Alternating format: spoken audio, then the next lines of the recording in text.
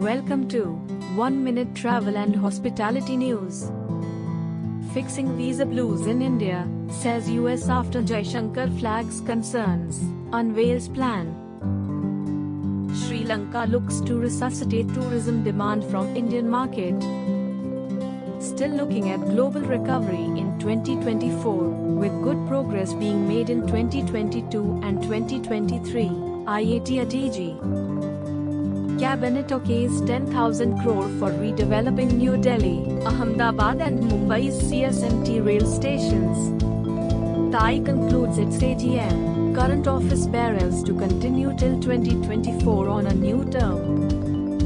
Maharashtra Tourism Minister keen on development, assures support to industry stakeholders. Union Tourism Minister calls out the loopholes in Kerala's hotel classification policy. Grow your travel business with TravServer. Thanks for watching 1 Minute Travel and Hospitality News. Use your full potential to develop and grow your travel business with TravServer CRM. Don't forget to like, share and subscribe to stay updated with TravServer.